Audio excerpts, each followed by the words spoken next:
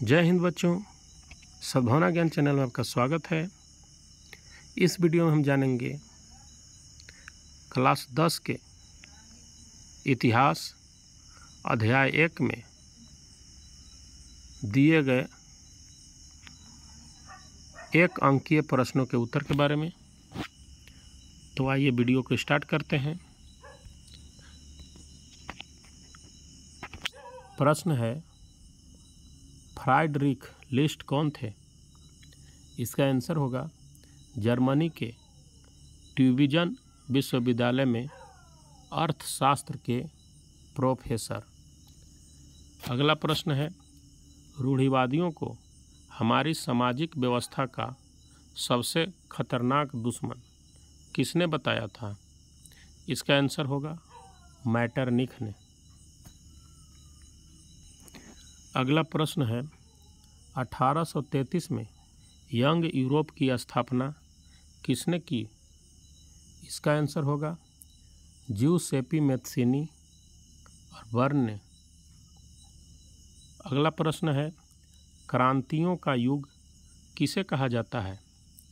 इसका आंसर है 1830 से 1848 ईस्वी के समय को क्रांतियों का युद्ध कहा जाता है। अगला प्रश्न है, फ्रांस में प्रथम विद्रोह कब हुआ? इसका आंसर है जुलाई 1830 ईस्वी में।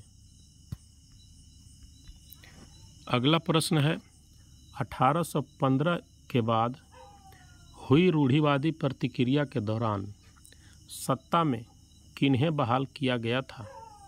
इसका आंसर होगा लुई 16वां को।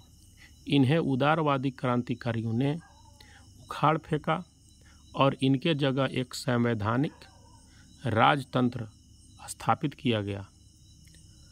अगला प्रश्न है, संवैधानिक राजतंत्र का अध्यक्ष कौन थे? इसका आंसर होगा लुई फिलिप।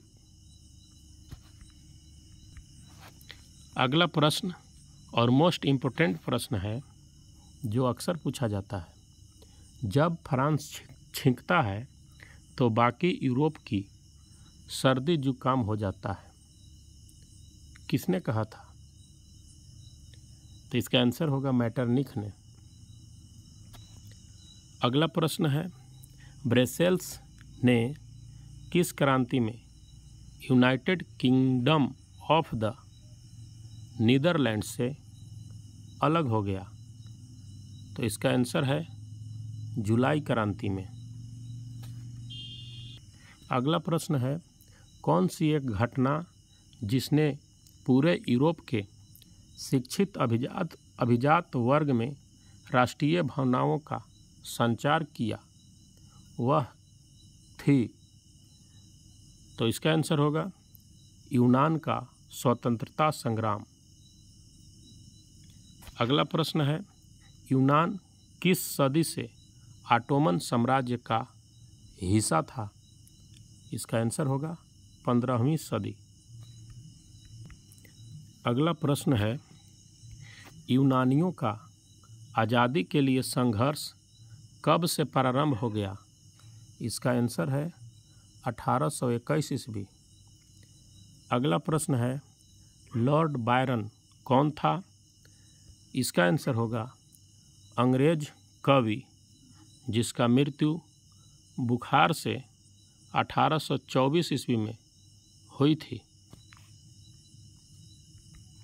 अगला प्रश्न है, किस संधि ने यूनान को एक स्वतंत्र राष्ट्र की मान्यता दी? इसका आंसर होगा कुस्तुनतुनिया की संधि जो 1832 ईस्वी में हुई थी। अगला प्रश्न है, फ्रांस के राष्ट्रीय सभा ने वयस्क पुरुषों को मताधिकार एवं काम के अधिकार की गारंटी कब प्रदान की? इसका आंसर होगा 1848 ईस्वी। 21 वर्ष से ऊपर वाले वयस्क को।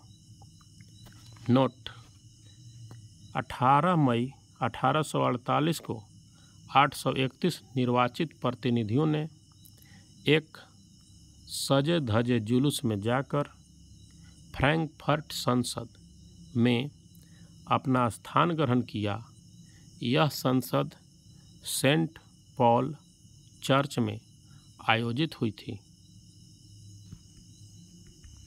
अगला प्रश्न है, योहान गॉटफ्रीड कौन था? इसका आंसर होगा जर्मन दार्शनिक। अगला प्रश्न है, सच्ची जर्मनी संस्कृति उसके आम लोगों में निहित थी, यह किनकी विचार थी? इसका आंसर होगा योहान गॉटफ्रीड। अगला प्रश्न है, पोलैंड का विभाजन किस सदी में हुआ था?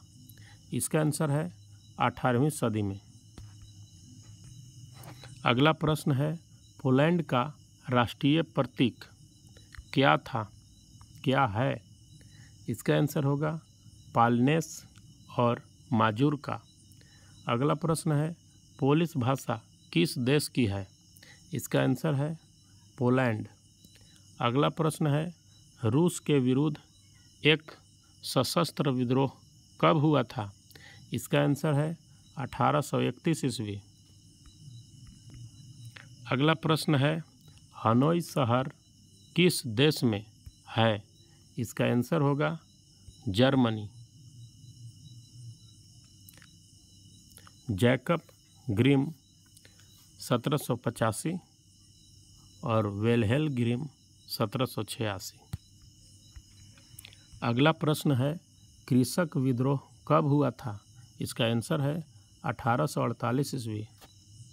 अगला प्रश्न है, सिलेसिया में वुनकरों ने ठेकेदारों के विरुद्ध कब विद्रोह किया? इसका आंसर है 1845 ईस्वी। अगला प्रश्न है, विल्हेम वोल्फ कौन था? इसका आंसर है एक पत्रकार। अगला प्रश्न है, राजा ने गद्दी कब छोड़ी थी? फरवरी 1848 ईस्वी में। अगला प्रश्न है, प्रासा के राजा का नाम क्या था? इसका आंसर है फ्रेडरिक विल्हेम चतुर्थ। अगला प्रश्न है, कार्ल वेलकर कौन थे? इसका आंसर है उदारवादी राजनीतिज्ञ। तो बच्चों, इस प्रकार से एक अंकीय प्रश्नों का उत्तर कंप्लीट हुआ। हम फिर मिलेंगे नेक्स्ट वीडियो में अभ्यास के प्रश्नों के साथ। तब तक के लिए जय हिंद, वंदे मातरम।